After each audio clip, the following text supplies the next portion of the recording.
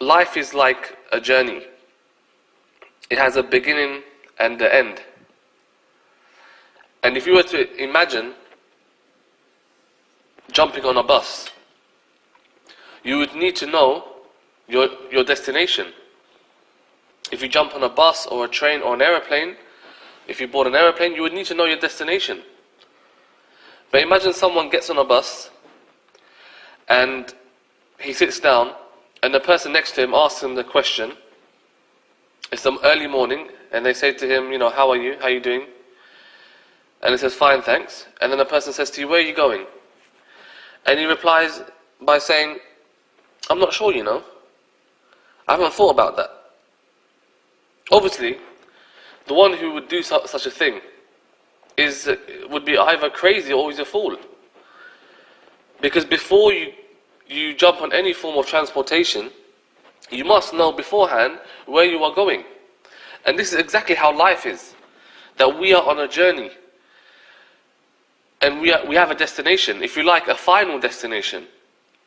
So it's very important for us to know, as human beings, what our final destination is. What is going to happen to us when we die. And in fact, no person can continue with their life until they ask themselves a very simple question, or three simple questions. And that is, what am I doing here? What is my purpose in life? And what is going to happen to me when I die? If I put it in this way, imagine, for example, suddenly you fall down unconscious and you wake up in the middle of a desert.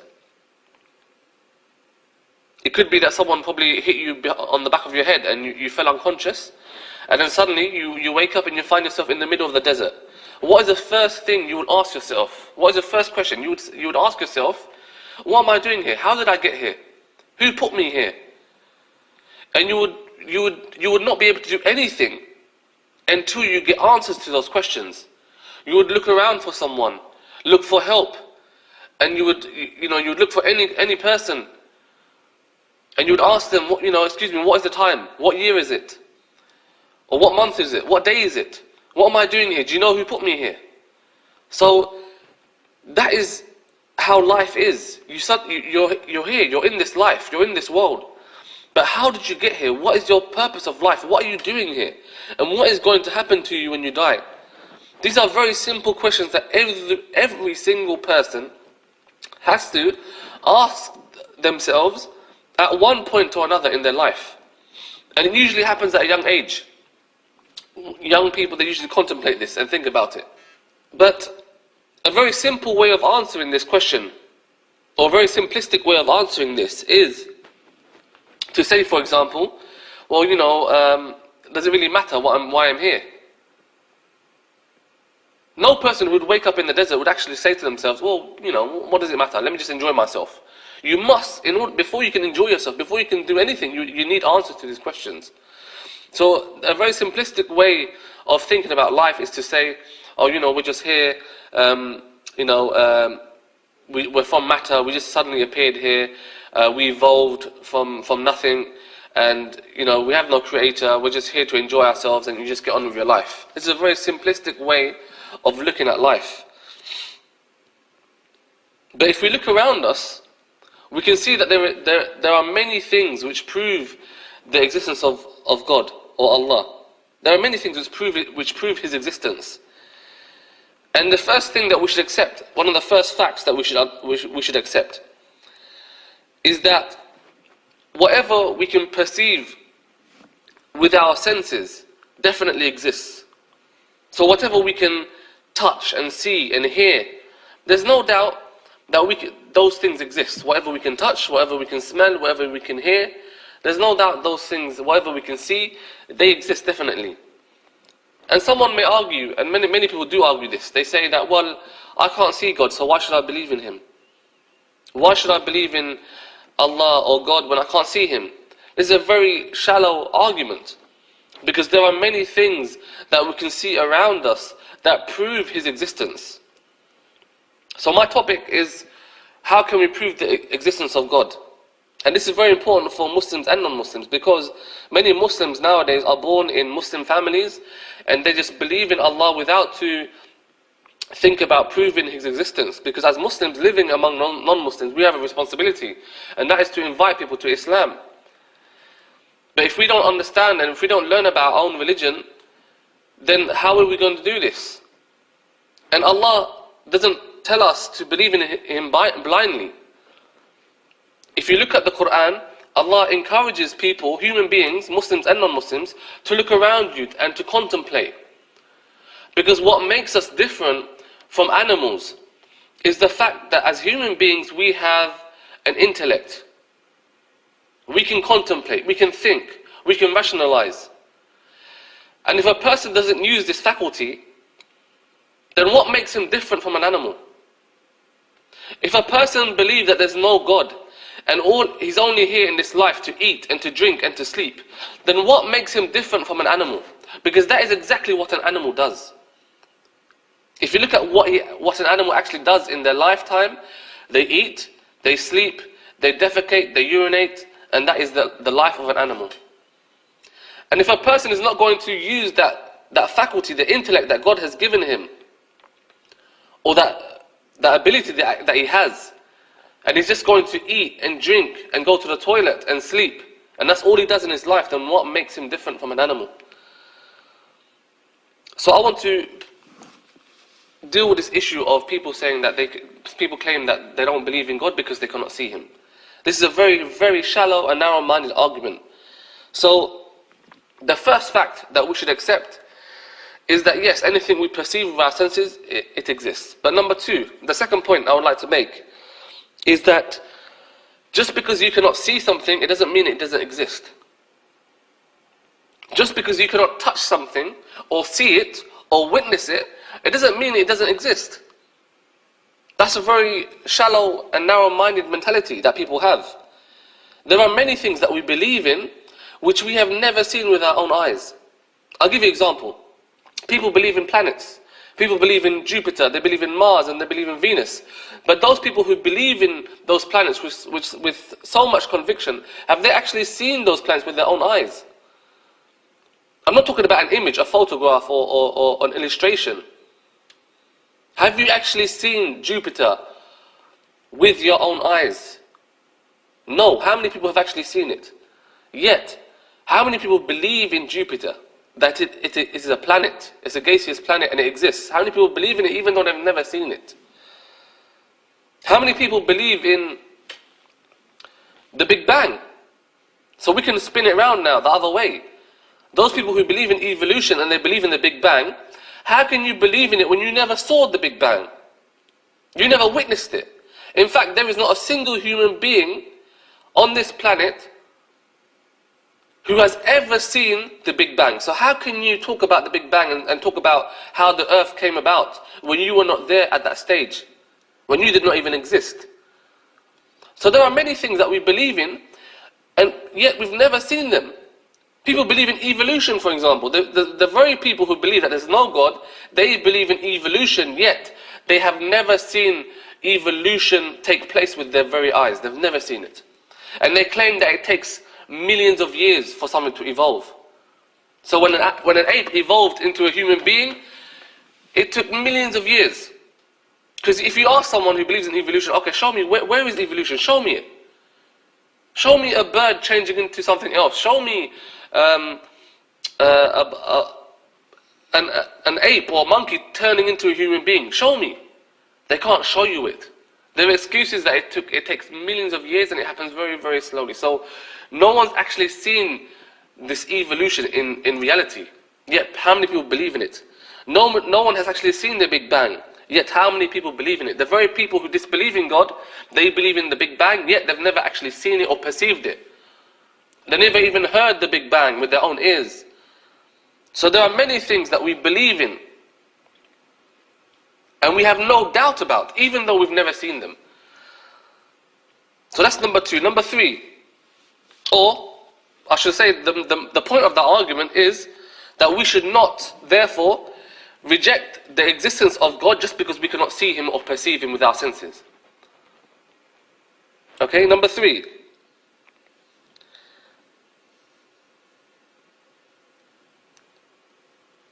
Number three is a very simple thing that we need to understand. Number three is that as human beings, our imagination or our mind or our intellect is very restricted, and we cannot perceive anything beyond reality. In other words, let me give you an example. It is not possible for us as human beings to imagine paradise and hell.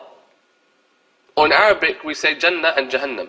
As human beings we cannot imagine paradise and hell, or life after death, because these things are beyond our reality. And therefore the only way we have come to learn about these ideas of paradise and hell and an afterlife and a day of judgment, the only way we have come to learn about these things is through divine revelation, by God sending messengers and prophets to communicate this to us. So if these things were not communicated to us, we would not be able to imagine them.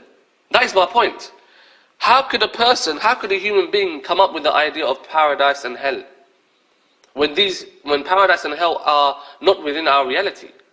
Therefore, the fact that people believe in paradise and hell, or heaven and hell, is proof that these ideas came from a divine source. Let me give you an example to help understand this. If I said to you, there's a new car out. A new car has been made, it's called, it's called Satsuma. Hopefully there isn't a car called Satsuma, but imagine there is. If I said to you, imagine there's a car called Satsuma, and I want you to imagine it. How would you imagine it? The way you would imagine it would be by picturing something made from metal, which has 4 wheels, rubber tires, seats, a steering wheel, an engine. Because you've got previous information about a car. You've seen a car before, you've heard about it. You've probably even driven a car before as well. But if you've never seen a car in your life, you've never heard about it, how could you imagine what a car is like? Do you get my point? How can you imagine what a car is like, what a car looks like, if you've never seen a car in your life? Therefore, the idea of heaven and hell and an afterlife, these ideas had to have come from a divine source, because they are not things that we can make up ourselves as human beings. And I'll give you another example. If you ask someone 20 years ago, if you spoke to someone 20 years ago about an iPad, they wouldn't know what you're talking about. Why? Because an iPad didn't exist. If something doesn't exist, it's impossible for you to imagine it, or to talk about it, and to have discussions about it. And that in itself is proof that Allah exists, that God exists. You may not want to use the word God. Non-Muslims may not want to use the word God. Even the word God, we can put that aside. What we have to accept is that there is a creator. If you want to call it God, call him God, or whatever you want, for the time being, we have to accept that there is a creator. Because some people will say, okay, well, how do I know there's a God? Okay, let's leave that for the time being. But you cannot deny that there is a creator because you cannot see him. It's a very shallow argument. So going back to that example, if you spoke to someone about an iPad 20 years ago, they wouldn't know what you're talking about, because it didn't exist. So the fact that people talk about God is proof that he exists. Because if he didn't exist, no one would ever talk about him. Number 4, another proof is that as human beings, we can only comprehend something if it's restricted by time and place. Okay, we can only comprehend something if it's restricted by time and place. And if something is not restricted by time and place, we cannot imagine it. I'll give you an example. If I said to you, Britain entered into a war with Russia, but it was not in the UK, what would you think? If I said to you, Britain has entered into a war with Russia, but it's not in the UK, it's not in the United Kingdom, what would you automatically think? You would think to yourself, okay, maybe it's in Russia. But if I said to you, no, it's not in Russia. Okay, so where is it? And I said to you, well, it's not on the land. Okay, so it must be in the sea. No, it's not in the sea and it's not in the air. Okay, so where is this war? How are they fighting without, to be in a place? So our imagination as human beings is restricted. We cannot imagine anything unless it is restricted by place. Secondly, by time as well. If I said to you, okay, this war happened, it didn't happen last year, or any other year before that, and it's not happening now. Well, when did it happen then? So as humans, we cannot comprehend even something like this, a single battle between Britain and Russia. We could not imagine it unless it was restricted by place and time. I'll give you another example. If you meet someone and you ask them, imagine it's your first day at school and you ask someone, okay, where are you from? And he says, well, have a guess. Okay, are you from North America? No. You're close. Okay, are you from South America? No, you're getting a bit close. Okay, are you from Europe? No. Are you from Africa? No. Are you from Antarctica? No. Okay, are you from Asia? No. Are you from Australia? No. So where are you from? If it's not restricted by a place, you can't comprehend it. This person is not from any continent in the world, so where is he from? And it's not an alien, you can see he's a human being. So where is he from? So if something is not restricted by time and place, we cannot imagine it. Therefore, my point is that as human beings, we are the ones who are limited in our understanding of things. We are the ones who are weak and we don't have the capacity to do certain things. So how can someone claim or say that I'm not going to believe in God because I cannot see Him, when by nature, the way we are as human beings, we are the ones who are limited in the way we can understand things. So the reason why you cannot see God it's not God's fault. Perhaps it's to do with your limitation as a human being, that you cannot comprehend certain things and you cannot see certain things, and you cannot comprehend something unless it's restricted by time and place. So don't say, I can't believe in God because I can't see Him. That's a very, very weak argument. Number 5. For your information, to believe in the existence of God or a creator is part of human nature. It is part of our natural disposition as human beings. And a non-Muslim may not be able to understand this, but as Muslims we believe this. And the reason why we believe this is because it is mentioned in the Quran. And obviously that's a different argument altogether. Someone may say, okay, so how do you know the Quran is the word of God? We can prove that. We can prove that decisively, that the Quran is the book of God. It is the book of Allah. It is the final testament, if you like. But in the Quran, Allah says in Surah number 7, verse 172. That is Surah Al-A'raf, verse 172. Allah says in that verse, وَإِذْ أَخَذَ رَبُّكَ مِنْ بَنِي آدَمَ مِنْ ظُهُورِهِمْ ذُرِّيَّتَهُمْ وَأَشْهَدَهُمْ عَلَىٰ أَنفُسِهِمْ أَلَسْتُ بِرَبِّكُمْ قَالُوا بَلَىٰ شَهِدْنَا أَن تَقُولُوا يَوْمَ الْقِيَامَةِ إِنَّا كُنَّا عَنْ هَٰذَا غَافِلِينَ. And do you remember when your Lord brought forth from the children of Adam, from their loins, their seed? And He made them testify to themselves, am I not your Lord? So in this verse, Allah is telling us about a reality, something that existed in the past. Allah is telling us that, do you remember? He's reminding us that before we were born, Allah created the whole of mankind. And He made us stand up in one place. Everyone, every human being that has ever existed, Allah created them all. And He put them in one place. And He asked them, am I not your Lord? And we all testified, yes, indeed, you are our Lord. And then Allah took away our life, and then we were born slowly into this world. So before we came into existence in this world, we had another life before this. When God created us, and He said to us, am I not your Lord? He made us testify so that on the Day of Judgment we have no excuse to disbelieve in Him. We have no excuse because He made us testify before we came to this life. Before we were born, we testified that God, Allah is our creator. So as Muslims, we believe that to believe in the existence of God is part of human nature. It is within us, it is ingrained within us. And that is why we say as Muslims that a lot of the laws that we have, the Sharia laws, they agree with the natural disposition.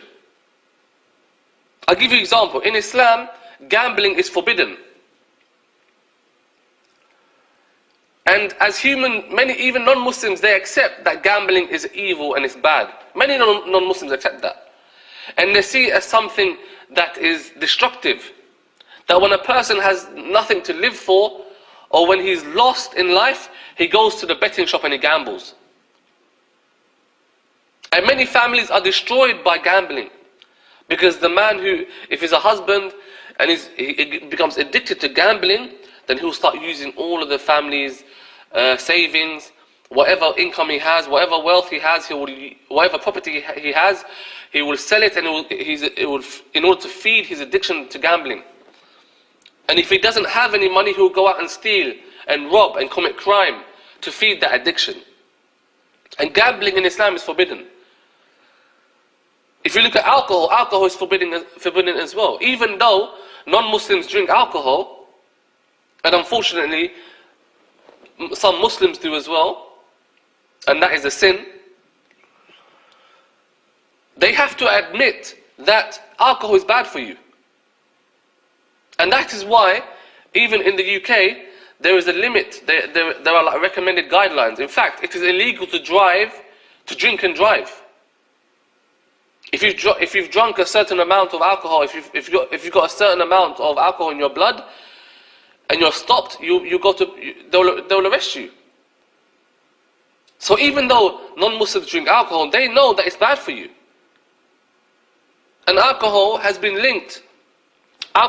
has been linked to so many things. It costs the NHS millions, probably even close to £1 billion, I believe, of pounds every year. Just on alcohol abuse, how much it costs the government. Millions of pounds it costs the government to deal with the issue of alcohol abuse. And it's linked to so many crimes as well, because when a man becomes drunk, he loses his senses, he loses his mind, and he starts to, if he's got a partner, he will behave violently towards her, or him, if he's a homosexual, if he's a gay. And also, it would lead him to crime as well. Smoking, again, something which is forbidden in Islam, to smoke a cigarette, because it's harmful to you. And the Prophet Muhammad, peace be upon him, said, do not harm yourselves and do not harm others.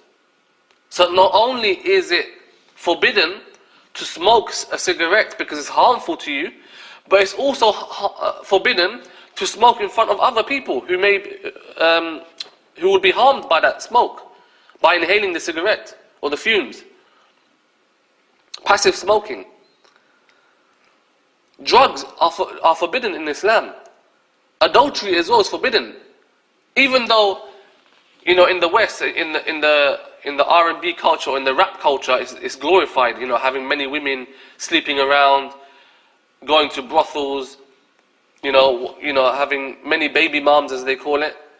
Even though it's glorified in their industry, in their music, in their movies, in cinema, in the real life, it's frowned upon.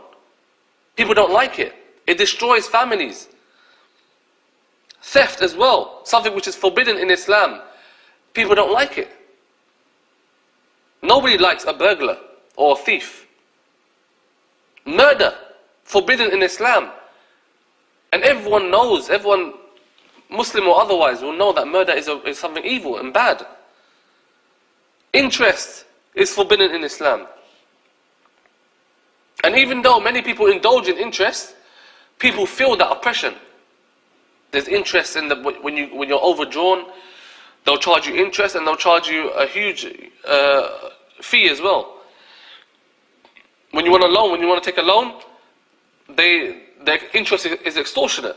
Credit cards, mortgages, you can't buy a home without interest. So people are forced to pay interest by the system. Whereas in Islam, interest is forbidden. And people are under an Islamic state which doesn't exist today, people will be given free homes. Because that is a necessity. Every human being has the right to shelter, has the right to food, clothes and shelter and energy. All these things are provided by the Islamic state for free. So if we look at every law in Islam, every law agrees with our natural disposition. It agrees with our human nature. Now a person may think, well, hold a minute. Well, actually I think some things are barbaric. And if that is how a person feels, the answer to that, my reply would be, well, perhaps your mind has been polluted. Your mind has been corrupted by the media and by the education system or by your friends. Because a pure, rational mind would accept that the Sharia, the law of God, is perfect for human beings and there are no flaws in Islamic law. Number 6. The fact that there are other living beings around us proves that God exists. The fact that we can see plants and animals, ducks, sheep, lamb, horses, cows, the fact that dogs, cats, the fact that we can see other living things all around us, those living beings prove that there is an existence, that God exists, or that there is a creator. Because those beautifully designed creatures could not have existed by chance. They could not come about by chance. And in fact, I always like to give this example. When people first discovered pyramids and they saw pyramids, what is the first thing they thought? In fact, as a tourist, when people travel to Egypt and they look at those pyramids, what do they think about? They think about, wow, what a great civilization. How advanced were these people to have been able to create such a huge monument, a pyramid, without any technology, without any electrical devices or trucks or machinery. They were able to build pyramids. How were they able to do this? That is the first thing someone with a rational brain thinks when he sees a pyramid. No one ever thinks, oh yeah, that could have just happened by chance. Those rocks could have just come on top of each other. Or even, if you look at in the UK, you have Stonehenge. I'll give you, if you picture the Stonehenge, picture 3 rocks, 3 large rocks, 2 standing vertically and 1 horizontally, lying on top of them. When people came across this, when people found this, and they saw, okay, look, there's some rocks that are arranged. All it is rocks arranged in a particular order. That is what Stonehenge is. Nobody thought when they saw it, oh wow, this must have been nature. Maybe the wind blew it together, maybe the sea, or maybe there was a big hurricane that picked up all these rocks and they just placed them on top of each other like this. No one ever thought about this when they saw Stonehenge. In fact, when you see something like Stonehenge, you think to yourself, as a rational human being, you think to yourself, okay, who did this? Why did someone place these rocks in this particular order? Why is it like this? That is called rational thinking. And only the fool would think to himself, oh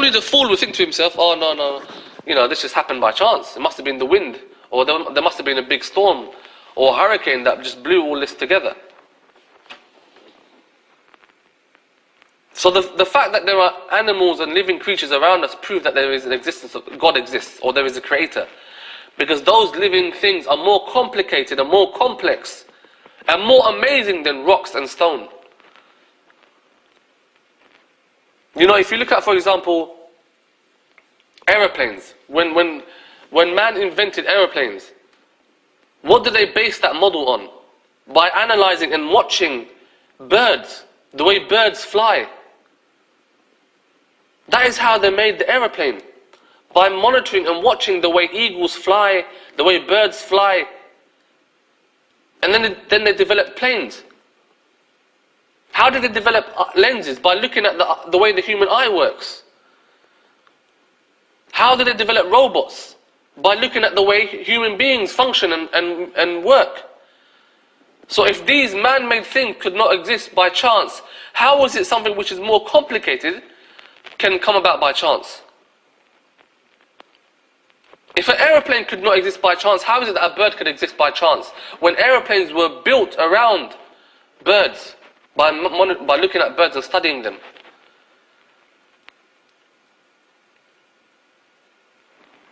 So that is something to think about.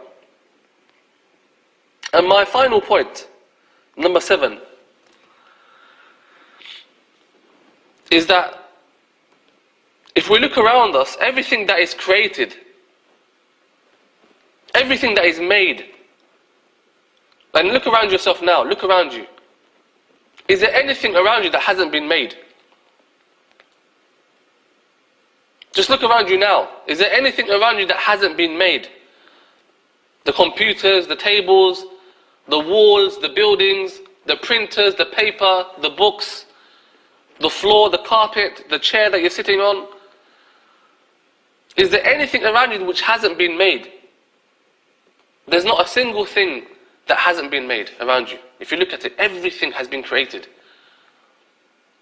Everything around you, even your phone, your pen, everything around you has been made. And what do things that have been made have in common? The things they have in common is that they are limited, they are weak, and they are needy. That is what they all have in common. And guess what? As human beings, we are limited, we are weak, and we are needy. And that is proof that we have a creator. So there's no doubt that as human beings, we have a creator. We have been created. And we are more advanced and complicated than any non-living thing. And if those non-living things around us could not have existed by chance, then how could we come about by chance when we are far more complicated and more advanced? So I hope that that as Muslims we can benefit from this, and I hope that you've benefited from this and you feel that you've taken something and you can maybe prove the existence of God. And also for any non-Muslim that listens to this, I hope that he opens his eyes or her eyes and they start to think about the fact that there is a creator. And the next thing is for us to think about is, if there is a creator, and I believe there is, with proof, we've been able to prove it.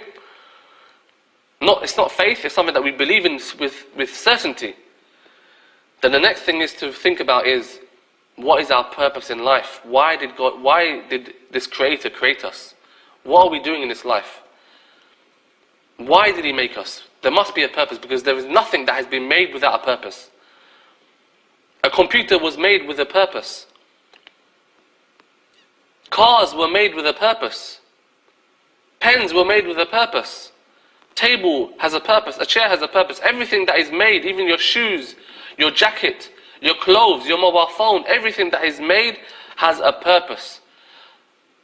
And you have been created as well. So what is your purpose? That is another thing to think about. And I'll leave that for a separate topic. Jazakallah khairan for listening. Assalamu alaikum wa rahmatullah.